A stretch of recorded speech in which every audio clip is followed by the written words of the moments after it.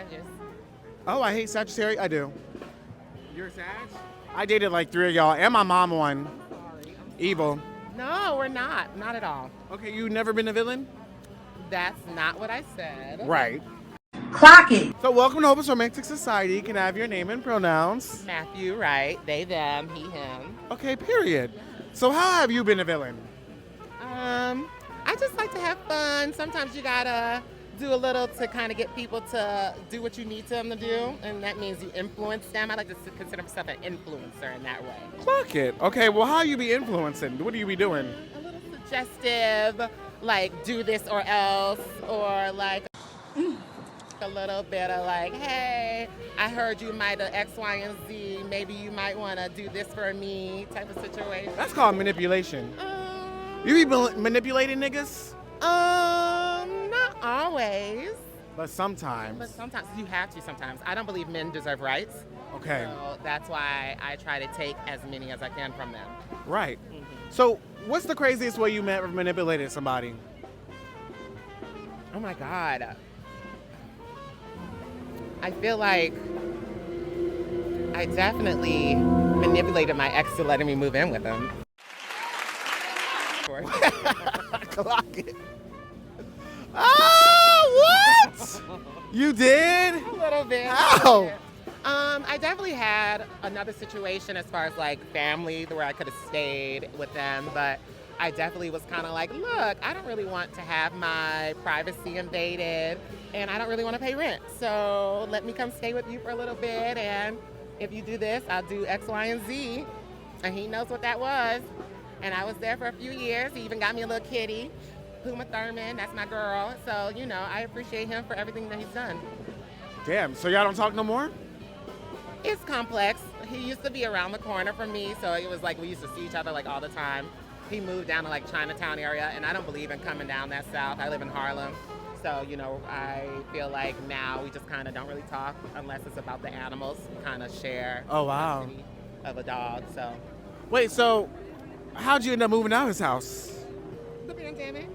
Really? We were stuck up in the house together, and I was like, look, I was already stuck up in the house with you, and now I need to kind of get out and be free, and this is me again, and, you know, I need to kind of, you know, we wasn't really intimate anymore. Really? And it had been like a year. He kind of also has a degenerative bone disease, so like I was trying to be like responsible, and so. Wait, you be topping or bottoming?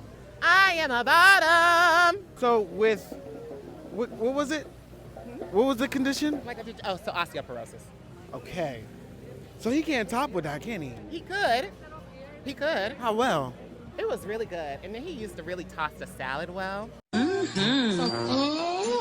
And so, you know, sometimes that's all you need is like a good like hour of that, and you got her in a great place. And so then, you know, like I said, I gave it a year, you know, where I was like, hey, like, Well, y'all wasn't doing it. Exactly. And I was like, hey. Why? Because of his condition? Yeah, and we weren't really intimate. It just wasn't really doing it. We were sleeping in the same bed and just not doing anything. And I was like, why won't you touch me? And it was just weird and like was making me feel kind of not valued. And so once I moved out, I kind of did my thing and was kind of like, oh, we're open now. So, Oh. yeah.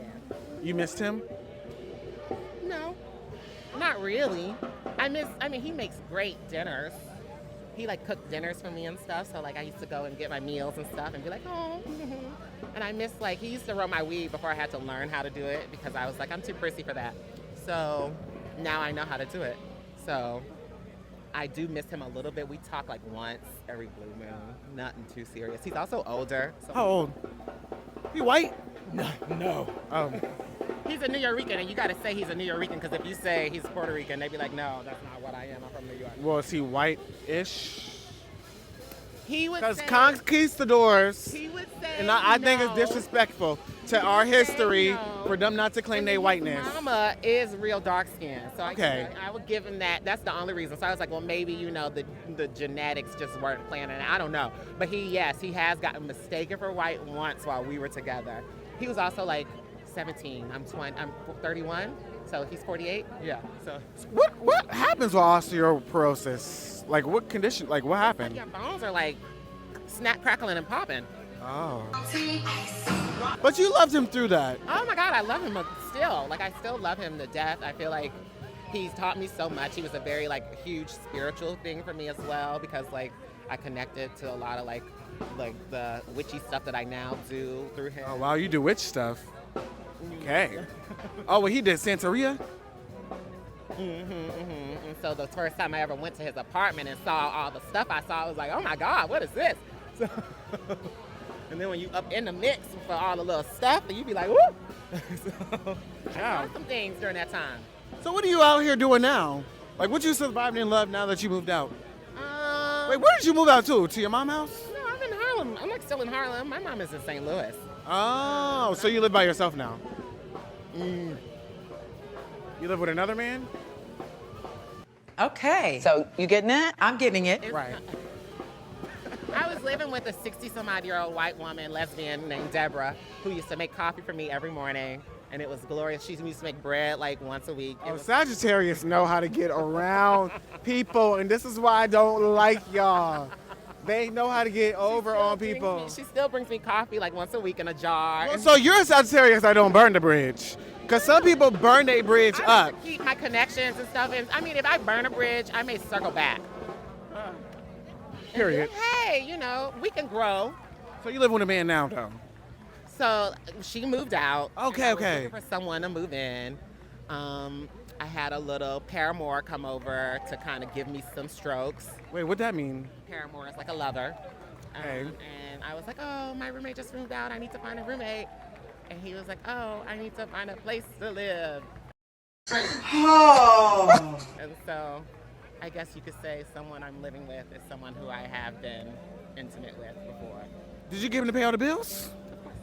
Oh, no, no, Oh, no, no, yeah. no. I heard what you just said. No, but he is paying more in rent, so that's good. Clock it. Damn, so what do you be doing? What do you mean? Like, what do you do to get him to do that? Charm, Right. charisma, uniqueness, other things. The most a nigga ever spent on me was like $35. I mean, they're not spending on, I need them to spend on me more. I feel like I'm entering more of that season. Well, Well, by proxy, sure. Right. I was getting like my ex, I was getting his SNAP benefit meat food and whatnot. So that wait, what? Yeah. You was getting his food stamps? Well, I had a Costco membership, so then we would go to Costco, and then like he would get the bulk of the groceries on his food stamps. So then I would have to pay like $50, $70, and then like we. Your grip must be good.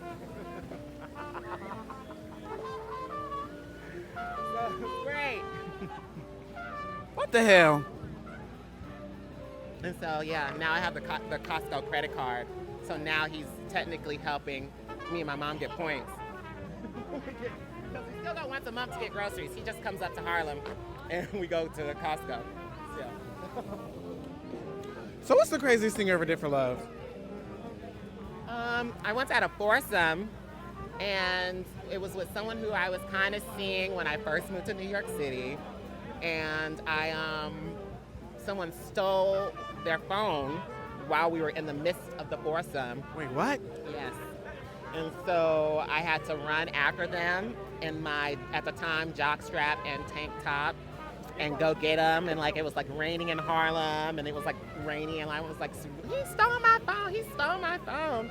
And you know, my booty was out, and I got the phone because he was like DL trade. Oh. And he didn't want to be bothered.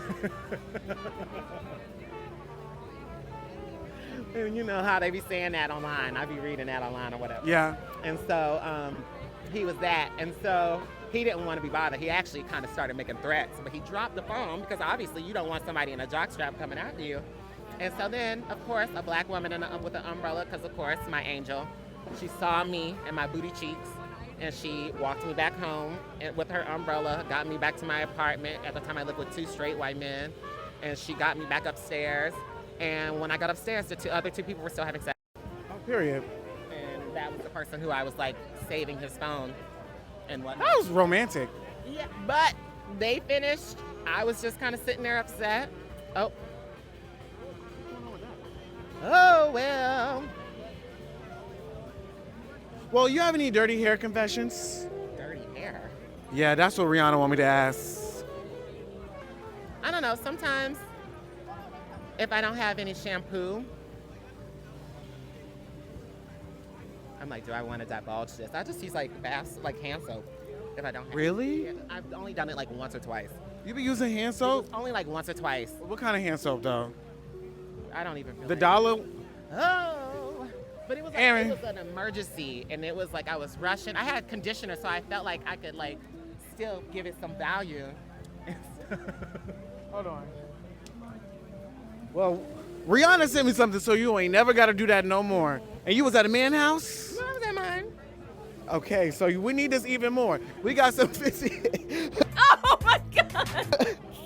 Fenty hair, clear thinking, clarifying shampoo. Oh, yeah. Rihanna sent this to you. This is her new line.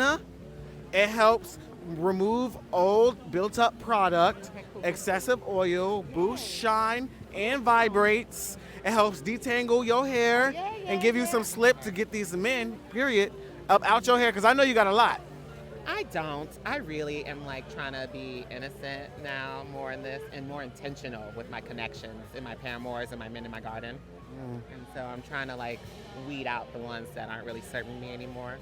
So like, Well, they all serve you somehow. I mean, if you ain't giving me some ganja or some money, then what is you really doing? Especially if the dick isn't dicking all the time. The dick wasn't always dicking? No, I mean, not all men can perform like all the time. Right. Like, so sometimes you just kind of have to roll with the punches if they aren't, and then just be like, look. And if a nigga with osteoporosis is hitting it well every single time, then you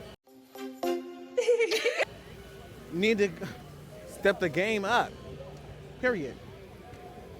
Well, thank you so much. TikTok, Instagram. Yes, I'm on Instagram at Do It Right, and I guess on X as well as right_affair. I'm too over. It's okay. Hopeless Romantic Society. It's the Hopeless Romantic Society. The Hopeless Romantic Society. It's the Hopeless Romantic Society.